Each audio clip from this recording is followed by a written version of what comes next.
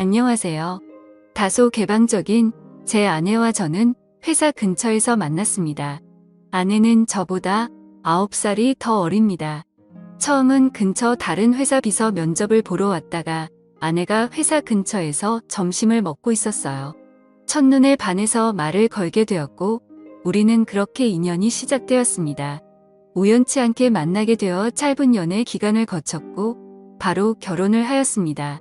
그야말로 초고속으로 결혼을 한 거였죠. 결혼할 때 장모님께서 요즘에는 10살 정도 차이 나는 커플들은 많이들 있기도 하고 잘들 사니까 크게 문제될 거라는 생각은 없다며 허락해 주셨어요. 장모님은 어린 나이에 사고를 쳐서 제 아내를 낳게 되었고 장인 어른은 일찍 돌아가셨다고 하더라고요. 힘든 와중에도 자신과 아이를 포기하지 않고 열심히 사셨다고 들었습니다.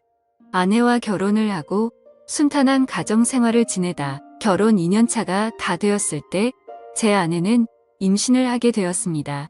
평소에도 엄마를 잘 따르던 아내는 신체적인 변화들이 생겨나자 그 이전보다도 더욱 많이 장모님을 찾았고 그로 인해 장모님께서는 집에 오시는 경우도 많이 잦아졌습니다. 저희 집과 장모님 댁은 대중교통을 이용하게 되면 가까운 거리여서 장모님은 이른 아침에 오셔서 제 저녁까지 챙겨주셨습니다. 저는 그렇게 해주시는 장모님을 보면서 늘 감사하고 미안했습니다. 하루하루를 지내던 어느 날 아내가 임신 5개월이 넘었을 때부터 우리 부부는 싸움이 잦아졌습니다. 저희 회사는 성인용품업이라 일의 특성상 개방적이기도 하고 직원들도 옷차림이 최애로웠는데요.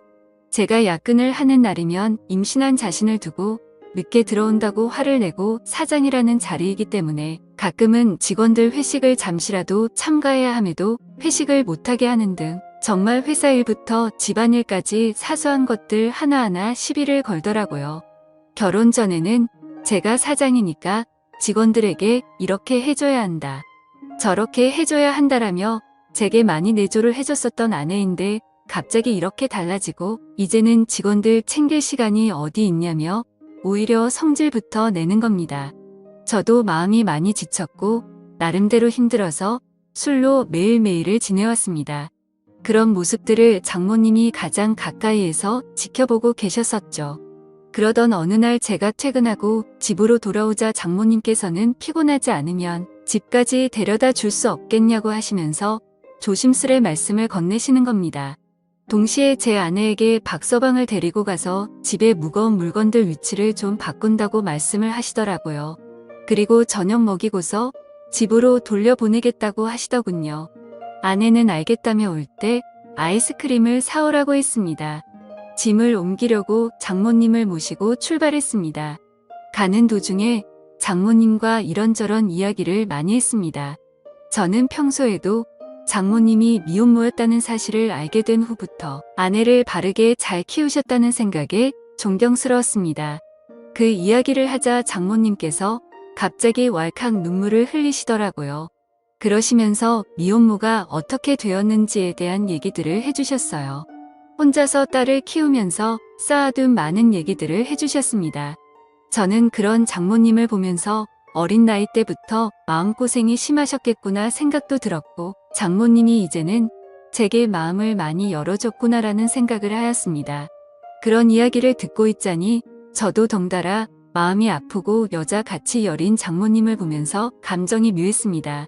장모님 댁에 도착하자 무거운 식탁이나 물건들을 선발에 올려달라고 말씀해 주셨고 밑에서 도와주신다며 제 아래에 계셨습니다. 아까부터 묘한 감정에 휩쓸렸던 저는 저도 모르게 아래가 달아올랐고 장모님 눈앞에서 서버렸습니다. 너무 민망해서 가리고 싶었지만 두 팔은 이미 물건을 들고 있어서 다 보셨을 겁니다. 그날은 도망치듯 밥도 안 먹고 집으로 돌아왔습니다. 하지만 그때부터 저희들 사이에는 문제가 생겨났습니다. 점심에 매일 밖에서 음식을 사서 챙겨 먹던 저를 안쓰럽게 생각해 주셨는지 장모님은 도시락을 직접 싸서 제게 가져다 주셨습니다. 제가 운영하는 회사는 저희 집과는 버스로 2정거장 정도 떨어져 있습니다. 처음에는 그런 장모님의 수고스러움에 부담스러운 마음도 있었지만 어느 순간부터는 장모님과 점점 더 가까워졌고 그런 일상들이 당연하게 여겨지더군요. 오늘은 무슨 반찬을 갖다 주실까라는 생각에 빠지는 날들이 점점 더 많아졌습니다. 그리고 그런 나날들을 보내다 보니 제 아내를 모르는 경비분들과 청소이모님들이 사모님께서 이렇게 정성스럽게 도시락을 매일 갖다 주시냐며 사모님이 참 미인이시다라고 하시더군요. 주민분들이 볼 때는 당연히 부부 사이라고 봤을 것 같습니다. 장모님은 저와 나이 차이가 많지 않았고 미모도 훌륭하셨으니까요. 심지어 누가 장모님이 이렇게 매일 같이 도시락을 싸서 직접 갖다 주리라고 상상이나 할까요? 저는 살면서 이런 따뜻한 배려를 받는 건 처음이었고 정말 아내와 장모님의 행동이 비교가 되면서 몸과 마음이 자연스레 흘러가더라고요. 그렇게 시간은 흘렀고 아이가 태어났습니다. 아이가 나오는 시간이 정말 길어서 아내가 산통으로 정말 고생을 많이 했었습니다. 아내는 그렇게 아이를 낳고 산후조리원에 있었고 그동안 저는 혼자서 집에 있어야 했습니다.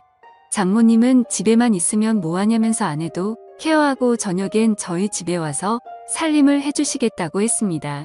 첫째는 제가 산후조리원에서 밤늦게까지 있다가 집으로 돌아와서 별다른 일이 벌어지지 않았는데 둘째 날부터 결국에는 벌어져서는 안 될 사단이 일어나고야 말았습니다. 집에 도착했는데 짧은 반팔티에 굉장히 짧은 바지를 입고서 바닥을 닦고 계시는 겁니다. 그 모습을 보는 순간 저는 정말 깜짝 놀라버렸습니다.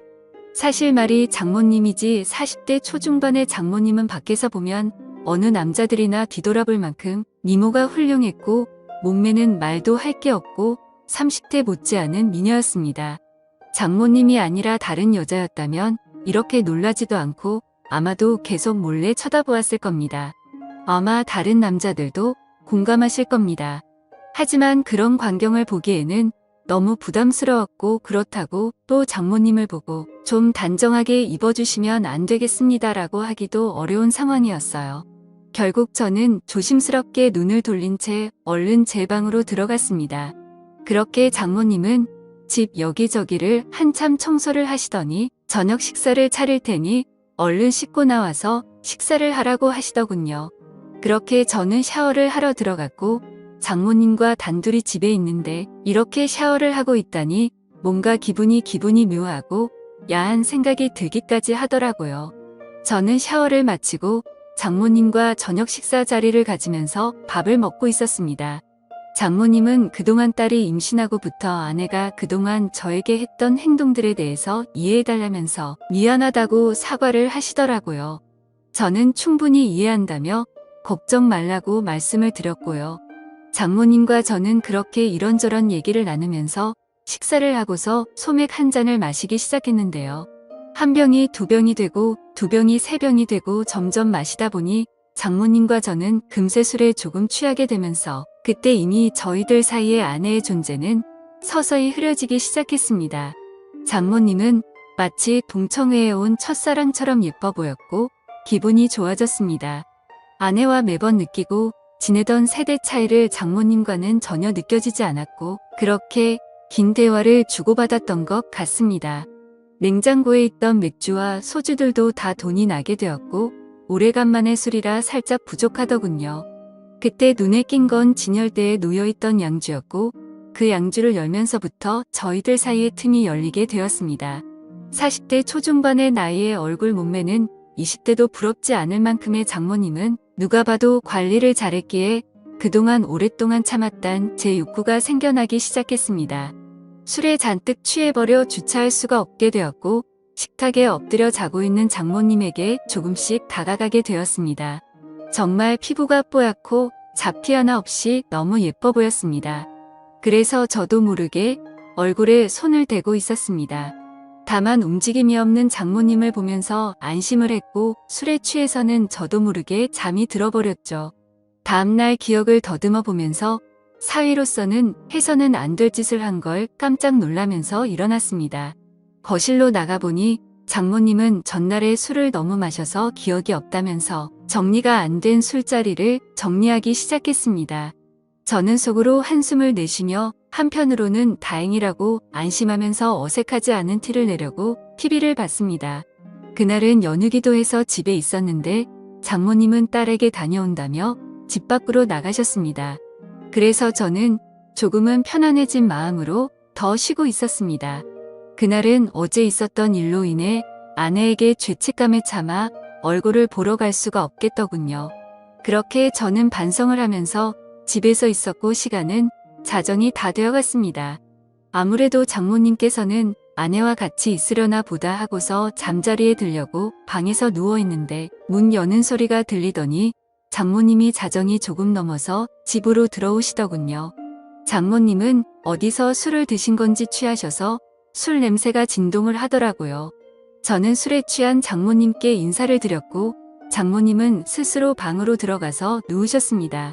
그렇게 잠에 드시는 걸 확인하고 저도 제 방으로 들어와 잠을 자려고 돌아서는데 갑자기 장모님이 저에게 어제 있었던 일에 대해서 할 말 없냐고 하시는 겁니다. 내가 어제 잠든지 않았냐며 어디서 내 얼굴에 손을 대느냐고 하더라고요. 저는 정말 깜짝 놀랐고 혹시라도 아내에게까지 말씀하신 건 아닐까 너무나도 놀랐습니다. 저는 장모님에게 다가가서 무릎 꿇고 빌었습니다. 그런데 장모님은 갑자기 돌변하시더니 이번 일은 돌이킬 수 없으니 아내에게는 절대로 비밀로 하자고 하시더군요. 그리고 이미 일은 벌어졌고 용서를 해줄 테니 술이나 한 잔 더 하자고 하시더군요. 그래서 저도 도저히 맨정신으로 버티기에는 감당이 되지 않았고 양주를 거의 원샷 하다시피 마셨고 어제보다 더 많이 취했습니다. 저는 장모님에게 그동안 느꼈던 고마움과 감정들에 대해서 말씀을 드렸고 장모님은 자기 때문에 실수한 것 같다며 눈물을 보이시더라고요. 눈물을 닦아드리고 다독여드리다 보니 또다시 분위기가 묘해지면서 결국 장모님과 저는 넘어서는 안 될 선을 넘어버리게 되었습니다. 술에 취해서인지 장모님이 너무 완벽한 여자여서인지 점점 아내에 대한 생각과 죄책감은 사라지고 없어진 것 같았습니다. 그렇게 그날 이후로는 아내에게 가는 시간 외에 집에 있을 때는 저희 둘은 거의 부부와 다름없이 지내게 되었습니다. 서로가 이제는 이름을 부르면서 지내는 지금까지 와버렸고 조금이라도 떨어질 수 없는 사이가 되었습니다. 이렇게 생활을 이어온 지 거의 2주가 다 되어가는 것 같네요. 이제 일주일 정도만 있으면 아내가 다시 집으로 돌아오는데 더 이상은 아내에게 미안해서 집에서는 도저히 이렇게 지내서는 안 될 것 같았습니다. 처음에는 술에 취해 장모님의 미모에 이끌려 호기심으로 시작했지만 그 이후부터는 제가 너무 빠져들었고 어느 순간부터는 아내가 알게 될까 점점 무서워지네요. 태어난 제 아이에게도 너무 미안합니다. 제가 정신 나간 짓을 한 건 너무나도 잘합니다. 아내에게도 지쳐 있었고 아내와의 관계도 서운해지다 보니 순간적으로 했던 행동들인데 지금 되돌아보고 있자니 후회가 되기도 하고 앞으로 어떻게 해야 할지 고민입니다. 장모님에 대한 제 마음이 얼마나 큰지도 잘 모르겠고요. 장모님도 아마 저처럼 이런 고민들을 하시지 않을까 싶습니다. 이 비밀이 밝혀지면 두 사람의 관계가 평생 끊어질 텐데 지금처럼 비밀로 지내는 게 최선이 아닐까 생각도 들고 저는 정말 어떻게 해야 할까요? 선명한 말씀 댓글로 남겨주시면 깊이 새겨 듣겠습니다. 오늘의 사연 여기까지입니다. 지금까지 읽어주신 모든 분들 감사합니다. 구독과 좋아요, 알림 설정 눌러주세요. 그럼 모두들 행복한 하루 보내세요.